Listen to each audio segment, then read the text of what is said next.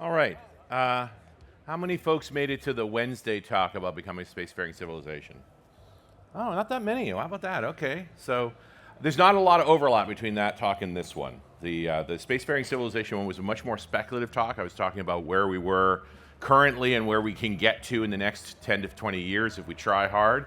This is more of a update of what's going on in space technology across the globe as of right now, as in I was working on this deck this morning, reading the current pieces of where folks are at and some of the missions that are going on. But I am going to go a little bit back. So let's go back to 2011 when Atlantis landed for the last time. This was the last space shuttle mission. The space shuttle came out of the Apollo missions. When they shut down Apollo going to the moon, the argument was we're going to make a less expensive way to go to space with a reusable shuttle. They were just wrong. It was a rebuildable shuttle. They didn't have enough money to really do shuttle properly, but they were trying to make it reusable. The big engines on the back only ran for 8.5 minutes on the launch cycle, and they ran on a combination of liquid hydrogen and liquid oxygen, and then they were off for the rest of the mission, and they had to carry them back. That was the goal, to make them reusable. The tank for it was actually external, and they jettisoned that. That was thrown away. And the solid rocket boosters were supposed to be a temporary measure. There was supposed to be a flyback booster. They just never built it because they didn't have the money. In fact, they were so short on money, NASA was, that they actually went to the Air Force and said, hey, we can't afford to build a shuttle ourselves, but if you kick in some cash, then we can make it. But what do you need? And a lot of the shape of the shuttle came from the Air Force requirements. The big one was the size. The shuttle is way too large. One of the things we've learned from the shuttle missions was don't combine human payloads and large cargo payloads because they're hazardous to each other. And all failures of the space shuttle resulted in death. So it's not a recoverable vehicle. It had many dangerous failure modes, including do not put your spacecraft on the side of your rocket. That's bad. But the big one was those wings.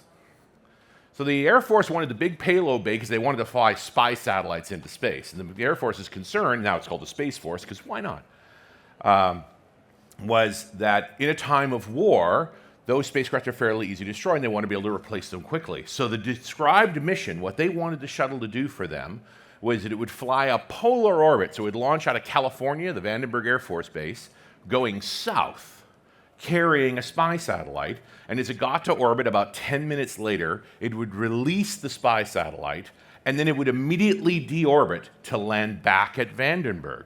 The problem is, in the 45 minutes or so that you're doing that, the Earth moves. And so now Vandenberg is about 2,000 kilometers away, and you have to make a hard left turn, and that's why you have those big wings. The only reason those wings exist was to do that mission. Ask me how many times they did that mission. Never. Not even once. In fact, shuttle never flew out of Vandenberg because it was overweight. They never got the weight down low enough to actually put it into a polar orbit. It did nothing higher than a 53-degree inclination orbit. By the way, if you were at the first space talk on Wednesday, I talked about ranting and how that turned into the geek outs. This is that rant. I love shuttle. I grew up with it as a kid, watching this amazing machine and the disasters and the extraordinary things that it did. And it is painful to see it as a museum piece now. If you ever get to the Kennedy Space Center in Florida, go to this. They run a great video and sort of story of building the shuttle, and at the very end, I'm maybe giving away it, the wall comes up, and there she is. And it gets you every time. The thing that bothers me when I look around this with all of the stupid stuff that's in my head about shuttle is all the things that don't have signs on that shuttle. There are two arms there. There's the original Canada arm, but after the Columbia disaster, they put an extension arm on that they put on the other side. They had to pick that up, and it gave the arm enough length to look at the underside of shuttle to figure out if there was tile damage. Not that they thought they could actually do anything about it, but now they actually had to inspect it. These were all the things that went wrong with shuttle over the years. So while it taught us a lot, it was a tremendously expensive project. Dan Golden, who was a retired NASA administrator, as shuttle round down in 2011, did the numbers and said, if we had stayed with Apollo and not flown shuttle, we could have paid for 6 Saturn V missions a year, including 2 to the moon, the whole time. It turned out to be the most expensive way to go into space. But it did some extraordinary things, no question.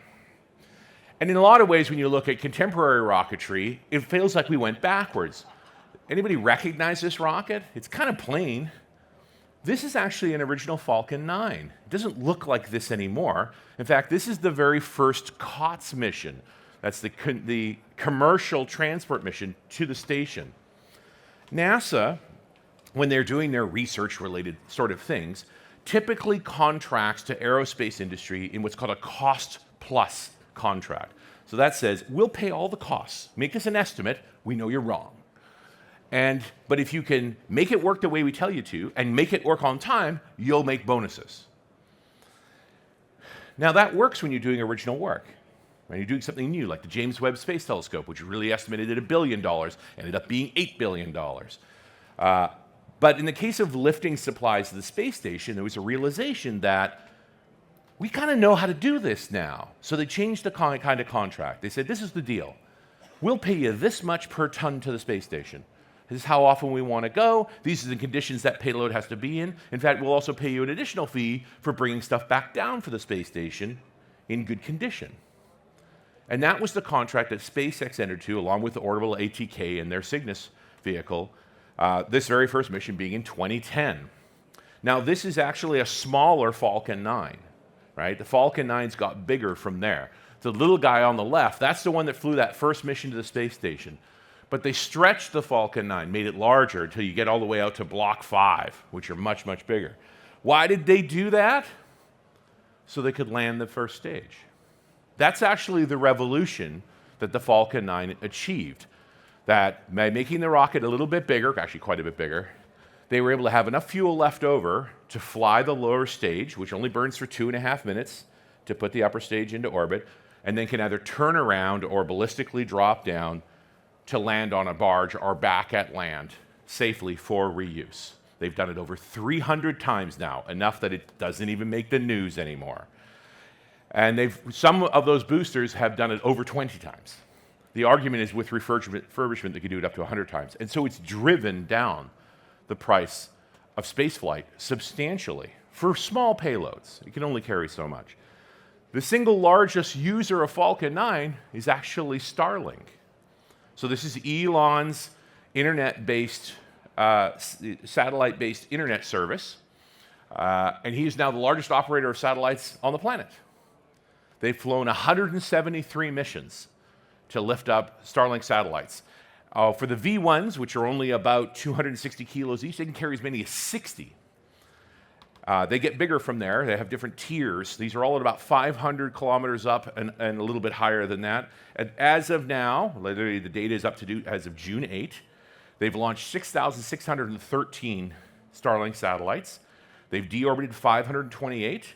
There are 6,159 in orbit, 6,087 working, and 5,200 in current operation. That makes him, he's actually flown more satellites than the rest of the world combined. There's only been about 6,000 satellites flown all up before Starlink. And before Starlink, there was about 2,000 operational satellites, and he's now operating 6,000 himself. So if you're wondering what's changed, this is what happens when you lower the price to flight. Right, got that price down. He's able to build this incredible network. They opened for sale. It was a partial service in February of 21. I was in the original 10,000. I have one up on my coast place where the internet is pretty unreliable. In the early days, it was not a great product. It came and went. But they wanted me to be in the beta because I'm far enough north. I'm at about 50 degrees north that I can see the 53-degree turn point. So I had better coverage than most being that far north. Since then, as the number of satellites have increased, it's just gotten better. It's about 400 megabits down, 100 megabits up at 20 milliseconds.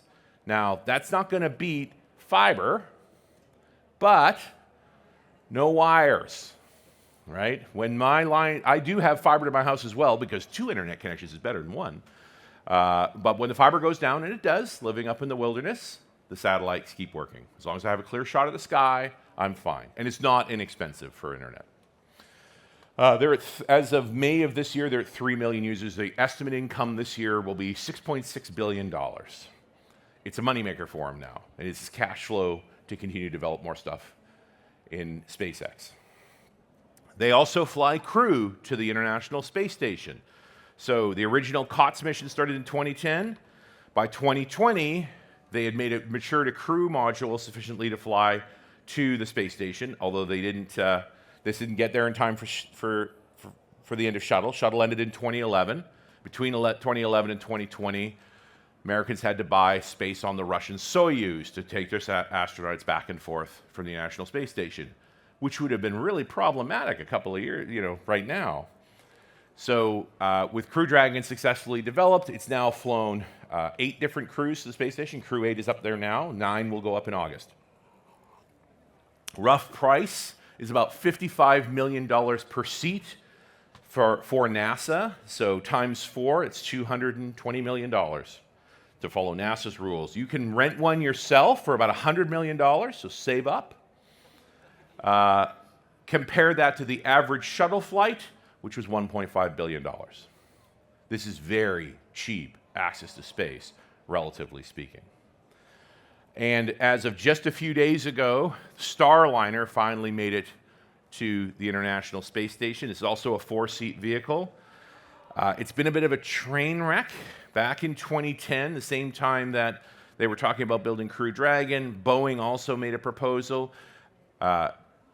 NASA gave SpaceX $2.4 billion to get Crew Dragon off the dime. They gave Boeing $4.2 billion, so almost twice as much, to build the Starliner. Essentially did the same job. So they both got the contract in 2014. And then they had a lot of failures. Their first mission didn't even make it, they had nobody in it, didn't make it to the space station at all. They had to refly that one. The one that we just saw go up had 2 people on it, very brave people. They have helium leaks in it now, so there's a question as to whether it's going to be able to come back down. They figure, and it's also a flat rate contract. It's not a cost plus contract. Boeing's used to doing cost plus contracts, so they're a little clumsy with this. So they figure Boeing's into this over $1.5 billion of their own money. And the current estimates for this thing being a regular flyer will be $19 million a seat, so almost double what SpaceX is doing. That flew on the Atlas V, and this is one of the last of the Atlas Vs. This is really a rocket from the 90s. It's in the process of being retired once and for all. And where the space shuttle flew on hydrogen and oxygen, Falcon 9 flies on RP1 and liquid oxygen. So RP1 is a kind of refined kerosene. Now, why does that matter? Well, the reason that NASA chose hydrogen is that reusability part. Hydrogen burns very, very clean. It's also a very efficient fuel, but it's not a very dense fuel, and it's extremely difficult to work with. So when you're flying with RP1, the tank that you need for your fuel is about half the size of the tank you need for liquid oxygen. So your whole rocket's smaller, that's less weight, it's very efficient fuel, it's liquid at normal pressures, so it's pretty easy to handle. It does have soot in it because it's kerosene, so it does do damage to engines, so reusability is a question mark, although now Elon's kind of put paid to that. They keep reusing those Falcon 9 engines, the Merlin engines, even though they run on kerosene. Where the hydrogen tanks for the shuttle, the hydrogen tank is 4 times the size of the liquid oxygen tank. That's why that orange tank is so massive. Liquid hydrogen is very low density. There's an intermediary fuel, and the replacement to Atlas V is a rocket called Vulcan. So this is United Launch Alliance, the guys who used to fly the shuttle, who are also responsible for the Atlas and Delta rockets, both of which are being retired. This is their replacement rocket, the Vulcan rocket. And so it uses methalox, so liquid methane and liquid oxygen. Methane sits between RP1 and hydrogen in terms of the efficiency of the fuel. Hydrogen, very efficient, difficult to handle, and low density. RP1, not near as efficient, very easy to handle, and very high density. Methane's kind of in the middle. Your liquid oxygen tank and your liquid methane tank, about the same size. So that's your sort of split on that, and you get a higher efficiency engine. The fuel, it works better. In the case of the Vulcan rocket, the engine they've been using is the BE-4, made by a company called Blue Origin. Enter our other tech billionaire. We've been talking about Elon. Now we got to talk about Jeff Bezos. So Bezos has been dumping $1 billion a year into Blue Origin for quite a long time, and he got the contract to build these BE-4 engines for Vulcan. Now Vulcan has actually flown. It only flew this year in January 2024. It did everything it was supposed to. They spent a long time working on this rocket, and the engines were one of the pacing items that took the longest. And its very first flight actually had a payload on it, a payload to the moon, a little lander called Peregrine. This is a mock-up image because Peregrine didn't make it. The rocket did its job, and it got Peregrine on the way to the moon, but as Peregrine was flying, there was a fuel leak. And by the time they got control of Peregrine, there wasn't enough fuel to make a landing, and so Peregrine was allowed to fly around the moon, back again, and it burned up in the Earth's atmosphere. Blue Origin has a little rocket we call New Shepard. It's a suborbital rocket, and I don't want to talk about it because it's basically a toy. When we talk about orbital class rockets, they've been talking about a rocket called New Glenn for years. While Elon's been flying his Falcon 9 into space over and over again, this has been the rocket that New Glenn was going to propose. It's a really big rocket. So the Falcon 9, even the full thrust, the biggest one, it's only 3.4 meters across, which is a weird number. Why 3.4 meters across? Well, because it's the widest thing you can put on a truck in America.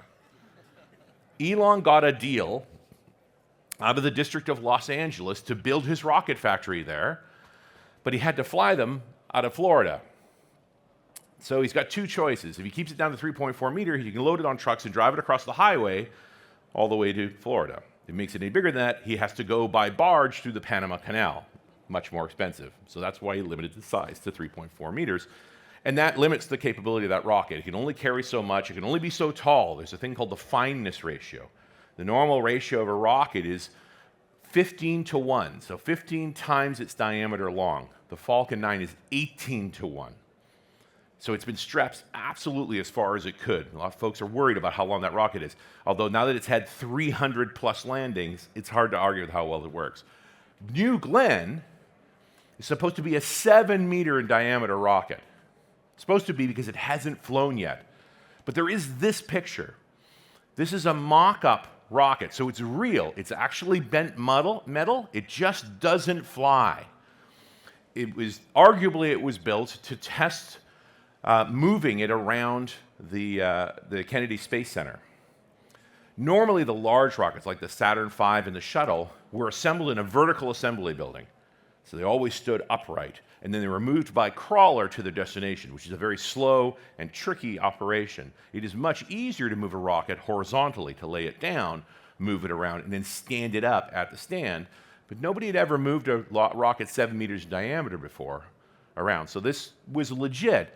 The fact that they took as many pictures of it there and beautifully set with a sunrise and so forth, it's like, dudes, just fly the rocket. They haven't done that yet. So supposedly, the first flight is going to be this year, in September 2024. And it's very first, unusually, with first flights, you generally don't put things on them because they often end up in the ocean in little pieces and on fire. But NASA has actually put a pair of small satellites for the first New Glenn launch that are going to go to Mars. They're microsats, like they're not big, expensive satellites, but they do have a payload, so in theory, they're going to use that. We'll talk a little bit about SLS. I mentioned it on Wednesday as well. So this is space shuttle technology refitted. Now that I've explained to you about liquid hydrogen and liquid oxygen, then you can take a closer look at that gigantic tank. So this part here, that's the hydrogen tank. This piece is the oxygen tank. So because liquid hydrogen is so low density, you can see it's about twice the size. You need a lot of hydrogen to be able to move that much, to move that rocket around. And remember, the whole point was to reuse those engines. That's why they put them on shuttle. These are the same engines, except they dropped them in the ocean. They're throwing them away. And then the rocket boosters are supposed to be reused, but they've come to appreciate it costs more to refurbish them than it is to actually just build new ones. So they're throwing those away as well. This would be a very cool rocket in 1998. It's kind of missed its window. And I mentioned this on Wednesday as well. NASA in their infinite wisdom, to keep their projects going. They're very clever about this. As they were building shuttle over the years, they made sure that some part of shuttle was built in every single state in the United States, 50 of them. So there was a congressman that cared. And then when shuttle had to end, all those congressmen were like, listen, we kind of like that our people are working in space, so you have to keep making something that keeps all those people busy. Enter SLS. NASA didn't want this rocket. Congress put it back in the budget. But they only funded it just enough to keep all those people employed. But over the past decade of just enough, they've actually got to the point of building and flying one at about $4 billion a flight. It's a really expensive. I didn't think you could make something more expensive than a shuttle. And then NASA said, hold my beer. And here we are with this incredibly expensive rocket. So it's been to the moon once. Nobody was on it. This is Artemis 1. I have nothing bad to say about this mission. It was astonishing. They did a lot of interesting things. The next, that was back in 2022. What was supposed to be in 2024, and now it's probably September 25, maybe, is Artemis 2. That's going to be 4 people, 3 Americans and a Canadian, going around the moon a la Apollo 8 for the first time since 1972. Humans will leave the Earth's gravity well entirely, fly around the moon, and back again. Then, followed up by that, it's supposed to be 2 years later, 2027. Doubt they'll make it. It's supposed to be the first landing of humans back on the moon in Artemis 3. They need a lander, and that's part of the problem. They also need to improve the SLS. So far, we've only flown what's called the Block 1 SLS, which is a limited performance. The upper stage doesn't have enough power. So they need to build a better upper stage called the ACES 2 upper stage that will give them additional lift. And so that's part of the development that's going to be needed for these later missions. Ultimately, the biggest version. But again, this almost doesn't make sense because you think these rockets are big. Well, compare them in size to some of the stuff that's coming. So there's Shuttle on the left. Shuttle was never particularly tall, but that's because they stacked it sideways. You know, note to self, don't do that. Then there's Falcon Heavy, which is capable of 50 metric tons. It's quite a powerful rocket. It's just 3 Falcon 9 strapped together. Then our Block 1 SLS that flew Artemis 1. There's the Saturn V, last flown in 1972 in its moon configuration. There was a few missions after that. And then this thing called Starship. So this is Elon's new experiment, the really, really, really big rocket. That's a 9-meter rocket. Back in 2021, they did experiments with prototype Starships, just really flight test articles, to see if they could actually land it on its tail a la Buck Rogers. It's made out of stainless steel. It shines in the sunlight, and they actually had it fly itself up to about 10,000 meters, and then belly flop down to less than a kilometer, then relight the engines, kick itself on its tail, and land on its tail. They tried it 6 times, 5 of them exploded. This is the non-exploded version in 2021, just to see if it's even possible. Why does that sound hard? Well, because when you're falling on your belly like that, your fuel settles away from the taps. So the trick here is how do you get the engines to light without destroying themselves because there's gaps in the fuel. So they actually have these additional fuel cells inside the tanks to hold enough fuel to give them enough pressure to light those engines properly to settle it on its tail. It's more complicated than you think, and it's real science fiction except for the part that they actually did it. This is in Texas. The full stack is the largest and heaviest rocket ever made. The lower part called Super Heavy, very much like a Falcon 9, except instead of 3.4 meters in diameter, 9 meters in diameter. Instead of the Merlin engines, the Raptor Methalox engines, 31 of them. And then up on Starship, 6 engines, 3 vacuum and 3 sea level engines to take it up to orbit. Fully reusable. The goal is to actually return the upper stage from space. The challenge here is speed. When the first stage does its thing, flies about 2.5 minutes or so, it gets up to about 4,000 kilometers an hour before it lets go of the payload. Then it's going to slow down as it does its ballistic arc and start to fall. It's falling at supersonic speed, so as the air gets thicker, it's actually going to rip it apart. So typically it'll decelerate, it'll fire its engines again to slow down enough, keep it around 3,000 kilometers, until the air gets thick enough that just the air will slow it down, and then it's going to heat up. But you can make parts that are strong enough, we've done this with Falcon 9, to actually be able to bring it back and land.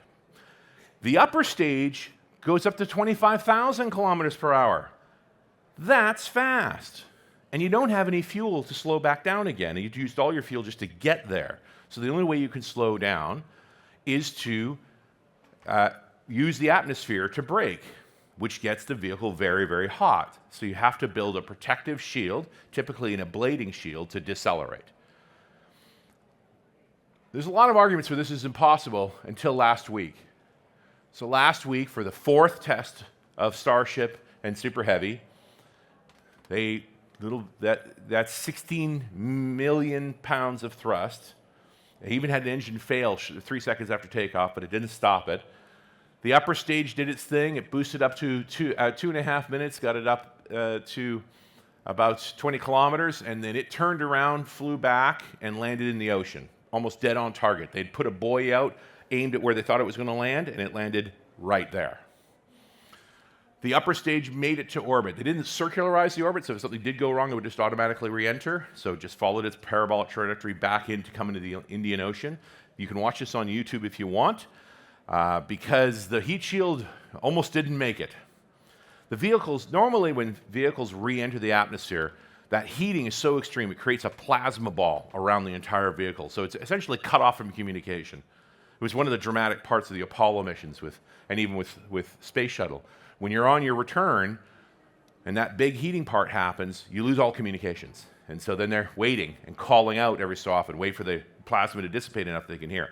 Not on Starship. Starship's 9 meters across. It's so big, the back isn't blocked by plasma, and they have Starlink, which is above them.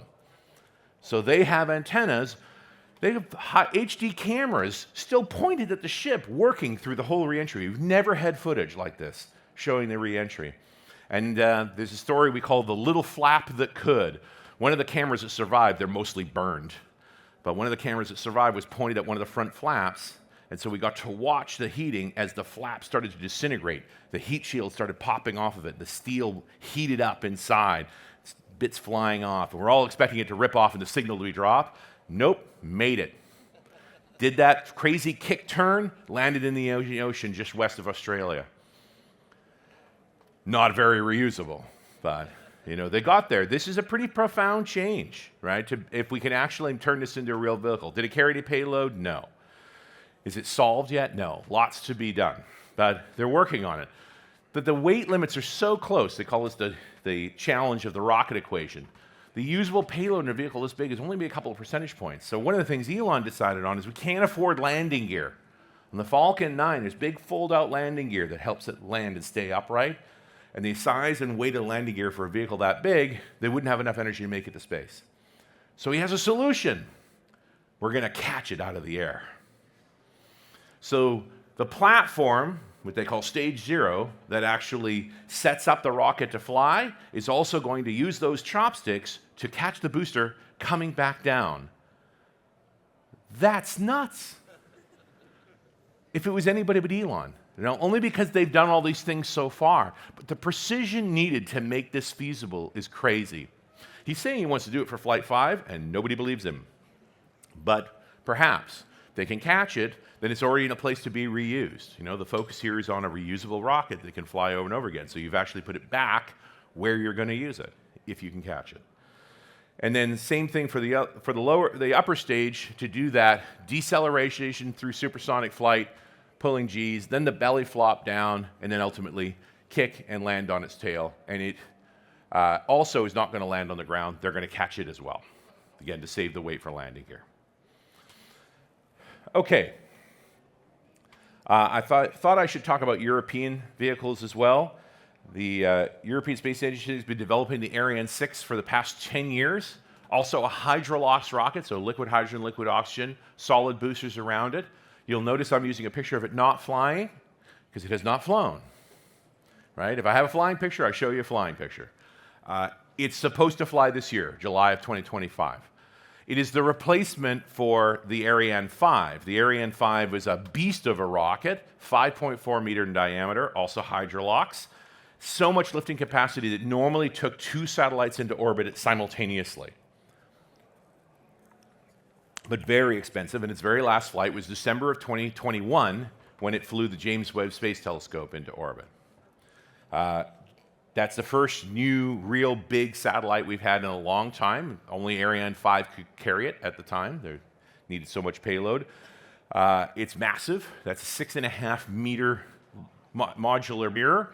The heat shield itself is an infrared telescope, is 21 by 14 meters across, multiple layers. And it sits in a Lagrange point, a stable point in orbit, between the sun and the Earth. So as the Earth orbits the sun, Webb goes with it. So the sun is always at Webb's back. It is an ultra low frequency infrared telescope, and so it has to be cooled liquid helium to function correctly. And to be that cold, it can't have any sunlight on it. So that big heat shield is to keep all the sun off it all the time. But it has torn up our cosmology with its readings. It's found incredible things. We're still trying to get our head around all of the things that it's found. It's looked back to near the first formations of the first galaxies, although it's finding that the spectrum in them is too complicated. We always thought that the first galaxies would be simpler than they are appearing to be through James Webb. Jupiter looks a little weird, doesn't it? It's an infrared picture of Jupiter. This is not an optical telescope. So that's the heat signatures of Jupiter. And you see the red spot is pretty bright. But a beautiful machine. And only made possible by Ariane 5. Although Starship was operating, Starship could fly 2 of them at once.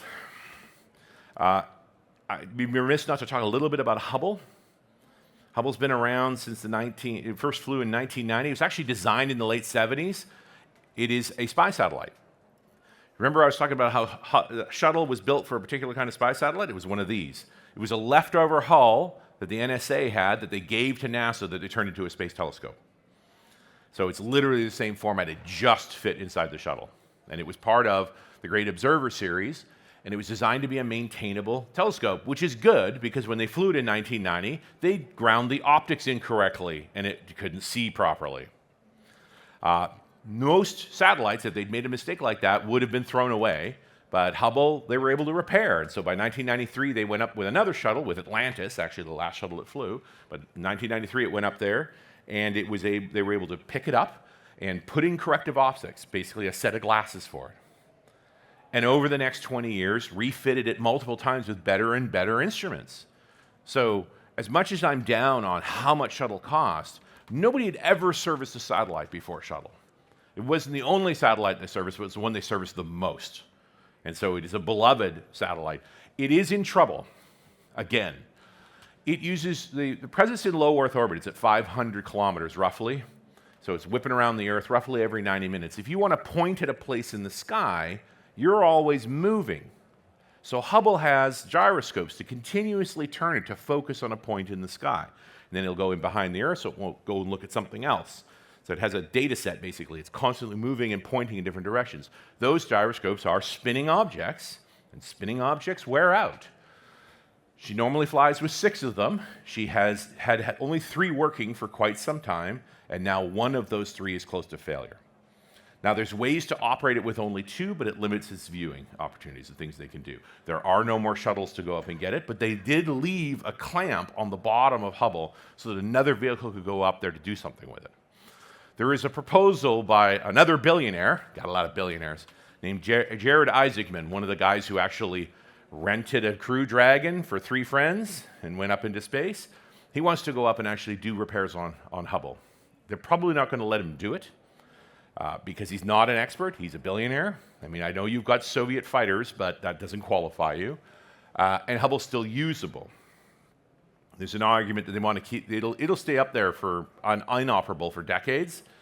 Starship could pick it up and put it inside of itself. Starship is 9 meters across. That's only 3 meters across. It fit inside a shuttle. So they could actually lift it up. And I argue they should bring it home. Something that's been up in space for 30 years, put it in the Smithsonian. But it's an interesting idea to repair it. It'll be easier to give up Hubble when the replacement for it goes up, and that's a vehicle. It was originally called WFIRST, now is known as the Nancy Roman Space Telescope. Nancy Roman was somebody who designed Hubble. Hubble, of course, named for Edwin Hubble. There's a lot of insidious astrobiology going on here, or astronomy going on here. So this is Comparable to Hubble technologically, it's actually a lot smaller. It has 1,000 times wider viewing angle, so we can see a lot more of the sky with its same 2.4 meter mirror. So much more modern technology satellite. So in theory, this goes up in 2027. Hubble will probably be failed by then, unless they allow it to be repaired, and then perhaps at some point we'll be able to return it. There are many more space telescopes than you know about. There are literally dozens. It's just generally we only know about a handful of them. Okay, 25 minutes left. Let's talk a little bit about the moon. I mentioned Apollo already. That was the badge for Apollo. That's the moon landings from the 60s and 70s, part of the Cold War. Now we have Artemis and the Artemis Accord. So this is the United States rounding up all its partners to have an agreement to go back to the moon, arguably to stay. A lot of this initiative was started by the Europeans. The European Space Agency proposed something Artemis-like in the 20-teens to build a base on the moon to put astronauts, scientists on for typically they estimate a 42-day stay. Because the moon, the way that the light works on the moon, you have 14 days of darkness, 14 days of light, 14 days of darkness. So what they want to do is land them there at the beginning of a light cycle, live through a night cycle, another day cycle, and then leave. That would be the plan. And I talked about this more on Wednesday, about the various Artemis missions and so forth, but I didn't talk about this thing called Gateway. So we know we can get to the moon, we do it routinely, and I'll talk about some of the things that are operating on the moon today. What NASA's proposing is a space station that orbits the moon. That's Gateway. Why? Why do this? Well, for one thing, they want to build another space station. They just don't want to build it in low Earth orbit. They're going to put the low Earth orbit space stations over to commercial work. But up in the moon, if we have something close, we can do a lot more observation of the moon. We can stage resources from this thing. It's easy to get to and come from. It has a very interesting orbit. The moon's gravity is a little wobbly at plus or minus 2%. If you even listen to the original moon landing, Apollo 11, they had mapped out in detail exactly the path from the moment they burnt the thrusters on Eagle to land on the moon to when they landed. They would fire them on the far side of the moon and fly halfway around the moon before they'd land on the near side. And so they knew from the moment they burned that when they would pass each of their landmarks. And if you listen to Neil talking on the radio as they're doing this, within 5 minutes of the burn, it took about a half hour to land, he says, we're long. They were going faster than they thought. That's why they missed their target site. Remember the very famous, as he's coming in for land, there's the house-sized boulders, and he takes control manually and flies it over the boulders and finds a safe place to land, like it was Stanley Kubrick writing a script. Well, the reason it was long is that the gravity in the moon is irregular, and so the gravity pulled more on Eagle than they expected and moved them in their expected landing site. So we can't leave stuff in orbit around the moon. It's very difficult. Low Earth orbit, the way you think about it, moon, go around, right? Just like Star Trek did. We can't do that. It won't last. The irregularities will cause problems. So we use elliptical orbits, long orbits. This is an animation done by a group of scientists for how they want Gateway to orbit the moon. So this is done by Diane Davis from the Johnson Space Center. So as the moon's going around the Earth, the space station will pass close over the north pole of the moon, and it'll sling out to the south side of the moon about 70,000 kilometers and then come back repeatedly. So about a 7-day orbit. 6 of those days, you'll have a very clear view of the South Pole, which is where we want to do the landings anyway. So that's useful for a bunch of reasons. Also, the orientation of the orbit means there will always be sunlight on Gateway, on the space station, so we don't need the batteries the ISS has. The ISS alternates between 45 minutes of sunlight and 45 minutes of darkness continuously, collecting power from its solar panels and recharging batteries and collecting and recharging over and over again. It's very expensive and hard system to operate. This won't need that. It'll always have a view of the Earth, so it's always in communication. It'll always have a view of the sun, so it'll always have power. It makes a much simpler space station. It'll be smaller, too. But it's just not an obvious orbit. But it's a stable orbit, and that's the important part. There are a few different designs for the space station and different resupply mechanisms. This is a mock-up of what they call Dragon XL. So putting a resupply module on a Dragon Heavy to fly it to Gateway. So the idea of us being persistent on the moon is that we can stage supplies over many flights to get everything ready for a set of astronauts so they could fly from Gateway down to the moon's surface. We tend to think Apollo, where we lifted everything at once, went to the moon and did a thing, and flew back, and that's not the way they're thinking. They're thinking about preparing missions over time, staging supplies, and then making a landing and starting to build out bases. So that's why there's infrastructure like this. The lander is the problem. A couple of years ago, they did a set of proposals for what kind of landers. 3 companies submitted. Dynetics, which is a little company. SpaceX, with a modified version of their enormous Starship, the one that's just flown. And then what they call the national teams. That's Blue Origin plus Northrop, Lockheed Martin, and a bunch of other companies, Draper, Northrop Grumman. So the Dynetics one was pretty cool because what NASA had asked for was a fully reusable lander. And they almost did it. This lander would have a pair of, this is already landed, of course, a mock-up. There was a pair of tanks on the outside of it that they'd have to eject at some point. The problem is their math was wrong and was actually reviewed. They talked about the vehicle having negative mass, which is another way to say it won't fly. So that one didn't get selected. The Blue Origin Northrop Grumman one is everything you didn't want in a lander. This is a flight stage, so this is the thing that will actually fly you to the moon. This is the descent stage, which will be left on this gets dropped before you land. This is the descent stage, which you'll leave on the moon. And then that's your ascent stage that you'll take back up again. So you're going to litter your parking lot with stuff. Nothing reusable. But it's a reasonably sound design. It's just not what NASA was actually asking for. Another thing about this picture, and I mentioned it previously, this is also talking about a suit that could actually last on the moon. The longest we've ever used a spacesuit on the moon is about roughly 18 hours, 3 6-hour shifts. At that point, it was seriously damaged by the regolith. The dust is very gritty. It's abrasive. It does damage to the suit. NASA wants an 800-hour suit. Nobody knows how to do it. They're trying. One of the ideas is electrostatic repellers, so that you have an electrostatic field around you that blows the regolith off to stop the abrasion. So there's a lot to be done here. And the coolest thing about this picture, I said this on Wednesday, you remember that astronaut is kneeling because you can't kneel in a spacesuit. It's pressurized. You can't fold your knee that far. If you ever watch footage of the Apollo astronauts on the moon, they sort of do the Michelin Man thing because they're inflated. It's very hard to articulate the knees. So there's new designs in suits that reduce that expansion enough that you could actually flex your knee fully, and a kneel would even be possible. This is the only one of the 3 designs that actually was fully reusable, had excess capacity. The problem is that it's 50 meters tall. So find a flat spot to land. You don't want that thing to tip over. This part is all tank. This is the payload.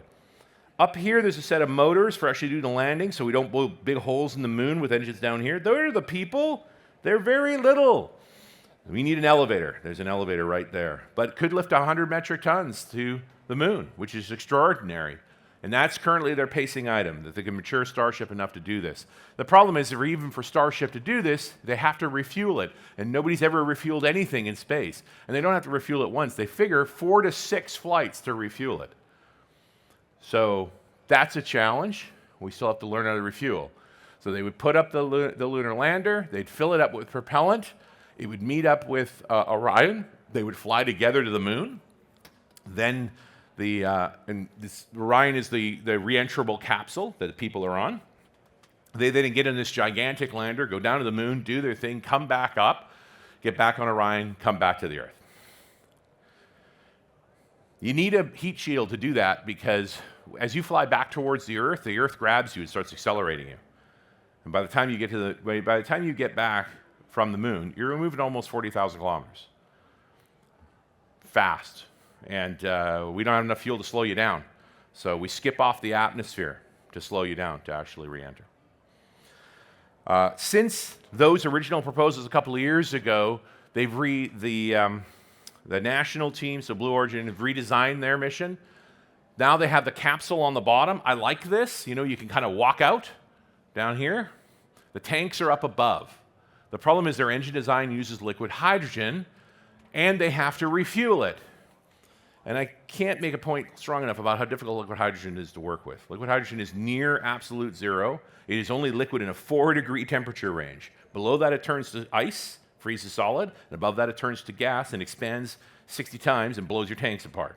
So you got a 4 temperature degree range to manage things in. Don't turn on the light. It's difficult fuel. All right, what's already at the moon? This is all speculative stuff. Let's talk about what's actually operating on the moon. The first is, all those great pictures come from a vehicle called Lunar Reconnaissance Orbiter. It flew in 2009 on a Delta II. It's still operational today. It flies a highly elliptical orbit, just like I described, so that it gets very close views of the moon, and over time, it's gotten close views of the entire moon. If you've ever seen pictures of the Apollo landing sites where you can even make out the footprints and the vehicle and so forth, that's LRO doing its job. LRO had a friend with it, another mission called L-Cross. So originally, LRO was supposed to fly on a Delta II, which had a fairly limited payload, but it ended up being too big. It wouldn't fit on a Delta, so they moved it up to an Atlas, and the Atlas was actually too big for it, so they had excess capacity. And so they said to the engineers, hey, we got a little excess capacity. What could you do with it? And what they did with it was the L-Cross mission. So here was the idea. There was an idea that there's water on the moon. Been a few scans and things. We had an idea there might be water on the moon. So could we do a mission with this little extra capacity, and a ton or two, to actually prove there's water on the moon? Here's how they did it. They took the upper stage, the Centaur booster, that actually put it on its trajectory towards the moon, and they took this little bus, small, about a ton. It's actually a satellite launching bus, and they added some components and sensors to it. After LRO separated to do the main mission of going around the moon, which it's still doing to this day, they flew this bus-sized tank, literally the size of a school bus or a coach, with its controller on it, back and forth between the moon and the Earth, while they dried out the tank. They got all of the liquid hydrogen and liquid oxygen out of the tank, completely got it dry, prepped it, and then they adjusted its orbit just right so that they could send the Centaur tank into a continuously shaded crater called Cadus. Think about how precise that is. From 40,000 kilometers away, they did a little burn on the far side of the Earth and then released that tank so that it would fly down and hit a spot where they thought water ice would be. The bus was 6 minutes behind it with spectroscopic scanners. So as the impact happened and a spray of dust came up, it was able to scan through them and detect with spectrography, the components that were in there. And there was water, hydroxyls. They proved it for sure. And then it hit the moon with vigor. So kind of a crazy mission, but I met the guy, when I told the story about going to NASA, I met Ron Andrews, the guy who architected that mission. An interesting guy. So that, we flew in 2009, and it went up in June, and by October it hit the moon, and it proving categorically there's water in the continuously shaded craters on the moon. A couple years later, to deal with that gravity problem, we launched a new mission called GRAIL. This is in 2011. They flew 2 satellites in communication with the Earth continuously. They're actually using the GPS network to measure the distance between the satellites as they orbited together around the moon, so that when one of them moved a little differently, they could map the change in gravity. And it made this map. This is a detailed map of the gravity fluctuations on the moon. So the reds are more gravity, the blues are less gravity. Now it's only plus or minus 2%, but that's enough to mess a lot of things up. And notice the shape of them. So the argument is that the reason we have irregular gravity on the moon is large asteroid impacts, which also speaks to probably places we should go look for interesting minerals. But we now have a detailed map of the moon for dealing with that. The Americans aren't the only ones who've gone to the moon. This is the Chang'e. The Chinese have sent a few landers to the moon. The Chang'e 3 orbited the moon, landed on the moon in December 2013. This is pictures of the Chang'e 4. That's actually a picture of its rover called the Little Rabbit. But what's interesting about that mission is it landed on the far side of the moon. In order to make that work, the Chinese also put up a satellite in the L2 point on the far side of the moon. So it just orbits on the far side of the moon as a communication relay back to Earth, so they could talk to their spacecraft when it's on the surface of the moon.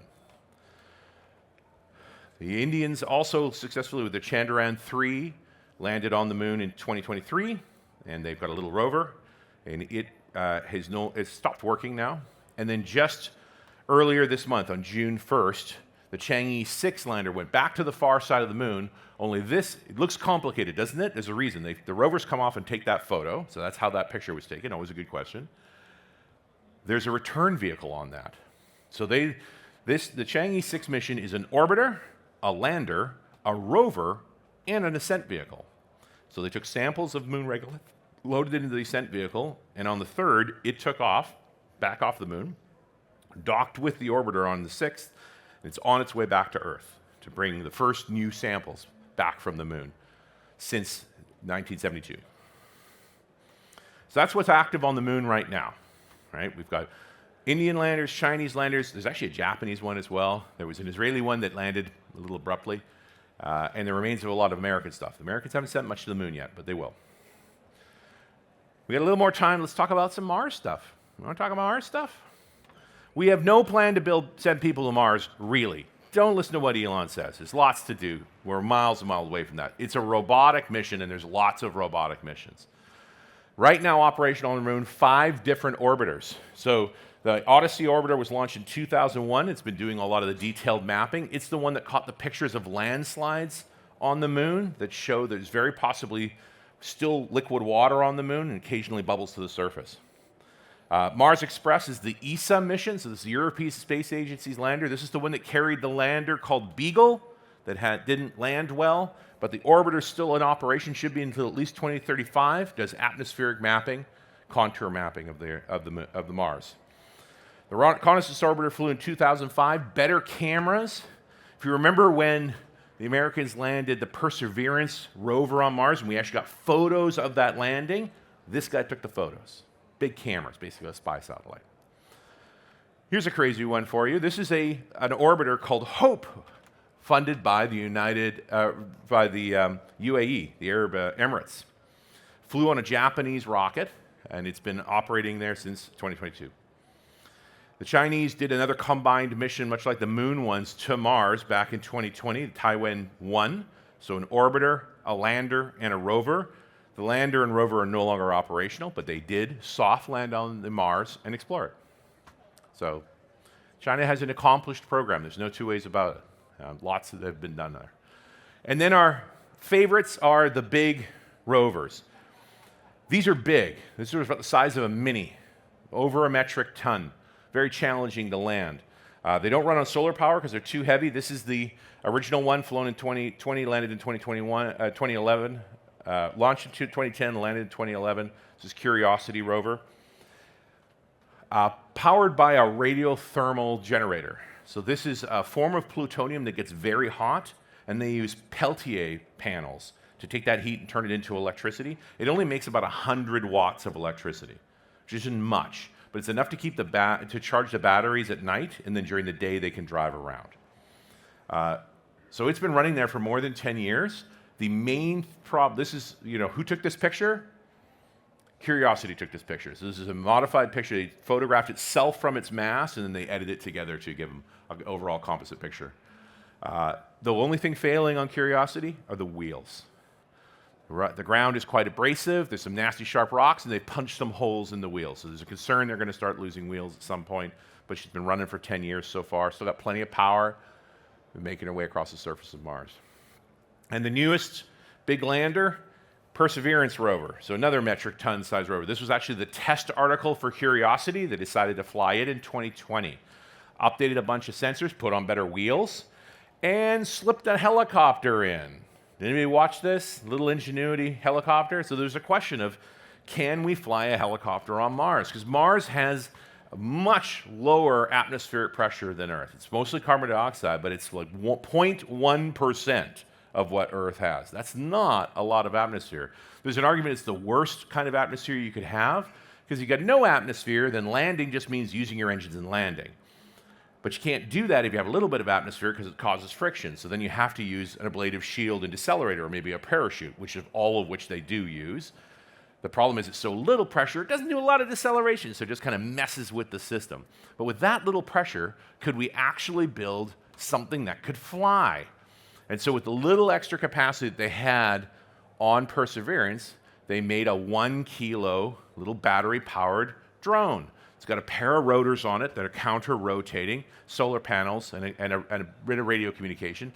Those rotors spun at close to 30,000 RPM to get enough purchase to actually fly.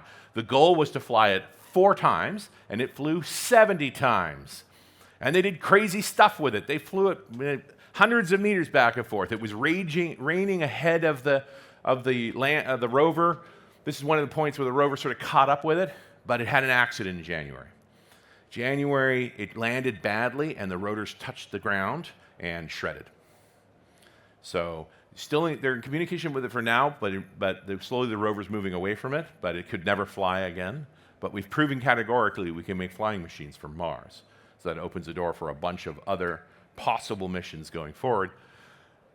But there's nothing planned right now. One of the things that Perseverance is doing is collecting mineral samples in little tubes to be picked up later. And there's supposed to be a mission called the Mars Sample Return Mission. So the design would be send another rover down without all the sensors, but just enough to go around, pick up these tubes, load it in a return vehicle that would then boost back out of Mars's gravity well, meet with an orbiter that then would fly back to the Earth. NASA's been working on that mission for a while. The latest update came earlier this year at $10 billion, and Congress said no. So back to the drawing board. How the heck do we actually do a mission this complicated? They've talked about building flying machines that could pick them up, but it's hard to build a return mission. In the meantime, of course, China just did it with the moon to make everybody just a little bit embarrassed. And that brings us pretty much to the end. This is a good picture of the Earth. This is one of the ones taken from the Discovery satellite. This is the same one that has that moon in front of it as well. It's a full disc photo of it. But I like ending with that because, all good talks end with a picture of the Earth. That's my update for 2024 so far in space. It changes every day. I hope it was useful for you. Thank you.